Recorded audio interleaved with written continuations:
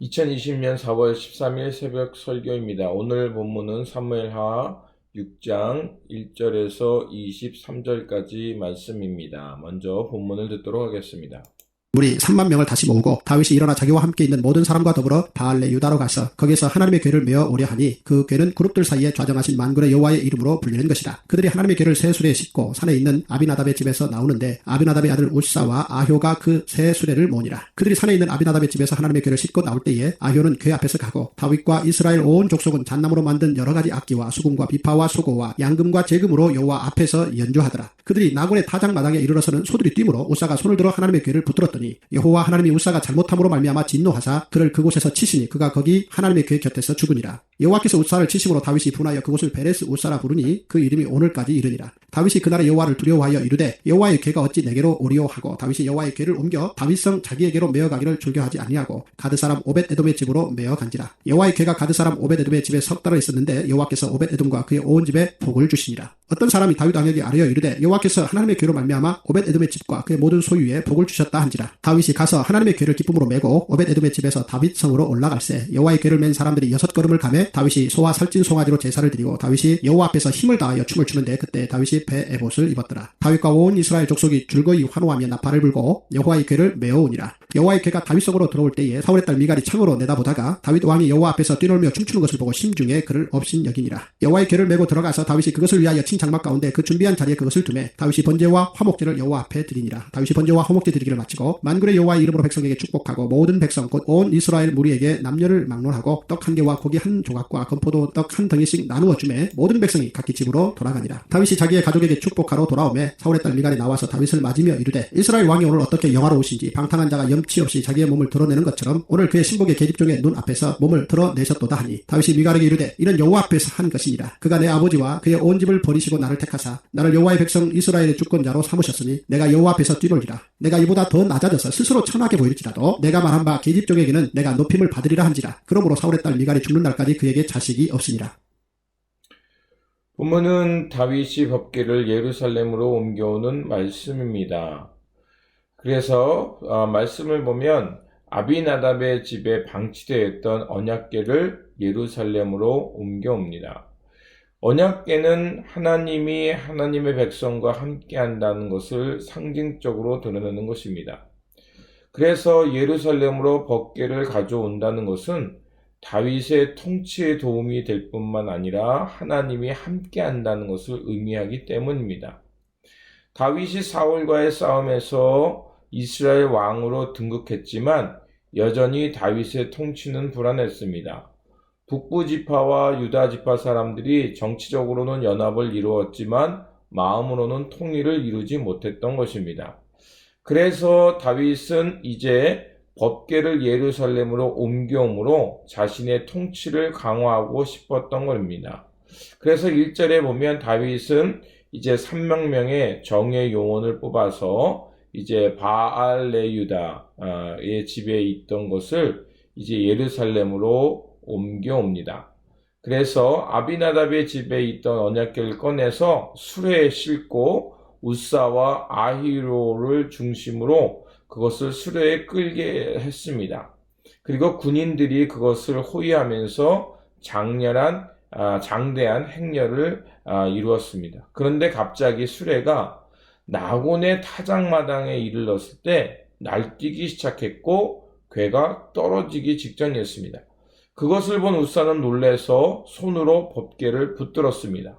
그 순간 하나님의 진노가 임해서 우사가 그 자리에서 죽고 맙니다. 그래서 7절은 여호와께서 우사의 잘못을 인하여 진노하사 저를 그곳에서 치시니 그가 여호와께서 죽었다라고 말하고 있습니다. 그렇다면 하나님께서 왜 진노하셨을까? 법궤는 단순히 하나님의 말씀이 들어있는 상자가 아니었습니다. 그것은 하나님이 이스라엘 백성을 만나는 곳이고 임재의 상징이었습니다. 이 말은 하나님께서 친히 역사 가운데 관여하시고 구원하시고 또 죄를 심판하는 자리라는 겁니다. 그렇기 때문에 법궤를 옮긴다는 것은 단순히 물건을 옮기는 것이 아니라 하나님과 함께하고 또 그 하나님의 역사와 동행한다는 것을 의미하는 겁니다. 그러면 다윗과 우사의 잘못은 무엇입니까? 민수기 4장 15절에 보면 성소에서 법궤를 옮길 때 꼭 그것은 그 아론과 그 아들들이 어깨에 메고 옮기라고 했습니다. 그런데 본문 3절과 4절에 보면 이 지시사항을 어기고 언약궤를 수레에 싣고 옮긴 겁니다. 그리고 그 언약궤를 함부로 그 우사가 손을 댄 겁니다. 즉 하나님의 명령을 무시하고 인간의 마음으로 변형시키고 인간의 목적을 이루기 위해 이용했다는 것입니다.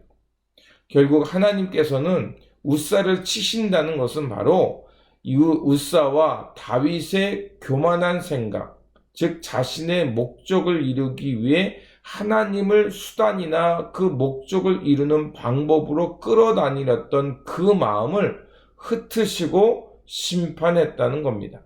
결국 이 우사의 사건을 통해서 하나님이 드러내는 것은 하나님은 우리의 목적을 이루기 위한 수단이나 도구가 될 수 없다는 겁니다. 이 일로 다윗은 당황했고 언약궤를 가져오기를 두려워했습니다. 그리고 석 달쯤이 지났을 때 하나님께서 오벳에돔의 집에 복을 내려주셨다는 소식을 듣게 됩니다. 그런데 오벳에돔 이름에도 나와 있지만 그는 블레셋 가드의 출신이었습니다. 하나님의 말씀이 있으면 이방인이라도 그를 축복하신다는 의미입니다.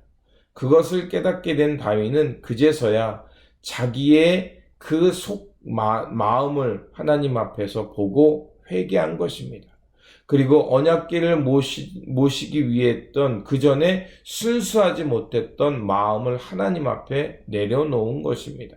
즉 하나님을 자신의 성공의 수단으로 삼고자 했던 마음을 하나님 앞에 내려놓은 겁니다.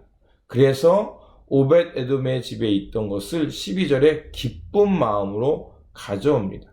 그리고 13절에서 15절 사회에 나와 있듯이 이제 하나님 앞에서 그 언약궤를 가져올 때 어떤 마음으로 가냐면 이제 13절에 6걸음을 가매 다윗이 소와 살찐 송아지로 제사를 드리고 여호와 앞에서 힘을 다하여 춤을 추고 그리고 그때 다윗이 배 에봇을 입었더라. 그렇습니다. 다윗은 더 이상 언약궤를 옮기는데 군사가 없습니다. 소가 끄는 수레가 없습니다. 그리고 배 옷을 입고 여호와 앞에서 춤을 추었습니다. 이것은 뭘 말합니까? 다윗은 이제 하나님을 자신의 통치의 수단으로 힘을 과시하는 것이 아니라 하나님을 사랑하는 자의 마음으로 하나님의 은혜를 입은 자로 하나님의 모시는 것이 기뻐서 뛰는 찬양하는 예배자로 섰다는 겁니다. 그래서 하나님의 은혜가 고마워서 그는 춤을 추며 왕의 의복을 벗고 배옷, 즉 예배자가 입는 옷을 입고 춤을 추었다는 것입니다. 그가 얼마나 힘차게 기쁘게 추었던지 이제 그 모습을 보았던 미갈은 그를 아주 저주하고 비난까지도 했습니다. 바로 다윗은 이제 자기의 자의적인 모습, 하나님을 이용하려던 모습을 벗어버리고 자기의 왕의 의복을 벗어버리고 하나님 앞에 예배자의 모습으로 체면도 자아도 내려놓고 하나님을 경외하는 예배자로 제사장으로 선 것입니다. 다윗의 변화된 모습은 우리가 하나님을 어떤 마음으로 모시고 살아야 하는지를 말해주는 겁니다. 지금은 참 어려운 시기입니다. 마음이 두렵고 여러 가지 염려가 있습니다. 그러나 이럴 때일수록 다윗이 주님을 모셨던 마음을 우리가 닮아야 할 것입니다. 하나님의 말씀을 우리 안에 모실 때 우리는 하나님을 찬미하며 기뻐 뛰는 사람이 될 것이라 믿습니다. 우리가 근심 걱정 또 여러 가지 문제가 우리를 억누르고 족쇄를 채우는 것처럼 할 때가 있을 겁니다. 그럴 때마다 우리의 마음을 하나님께 가져가고 하나님의 마음이 우리를 통치해 주시고 다스려 주시고 만나 주실 때 우리는 다윗과 같이 하나님의 임재를 기뻐하며 기뻐 뛰며 춤추는 예배자가 될 것이라 믿습니다. 그렇습니다. 다윗과 같이 우리 중심에 하나님을 모실 때 우리는 두려움, 근심, 걱정에서 벗어나서 하나님 중심으로, 하나님 말씀 중심으로 그 은혜를 맛보며 기뻐 춤추는 인생이 될 줄 믿습니다. 이러한 삶의 자리와 우리의 신앙의 여정이 되시기를 다시 한번 주님의 이름으로 축원드립니다. 기도하겠습니다. 하나님, 우리를 주님의 종으로 불러주시고 또 하나님 나라를 향해 살게 하시니 감사를 드립니다.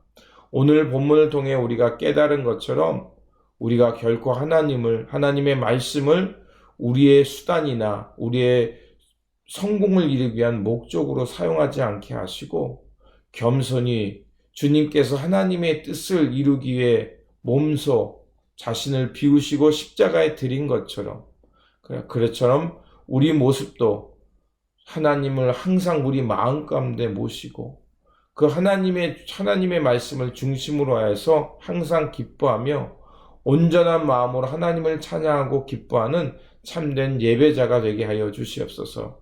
그래서 이제 주님과 함께 그 부활을 기뻐하며 하나님의 신실한 종으로 제자로 살아가는 저희들 되게 하여 주시옵소서. 죽음의 권세를 이기시고 부활하신 우리 구주 예수 그리스도의 이름으로 기도드립니다. 아멘. 오늘 이 아침을 깨우시고 하나님의 말씀을 따라 살아가기를 결단한 저와 여러분 가운데 다시 한번 하나님의 통치와 하나님의 말씀이 함께함으로 기뻐 뛰는 그런 예배자의 삶이 되시기를 바랍니다.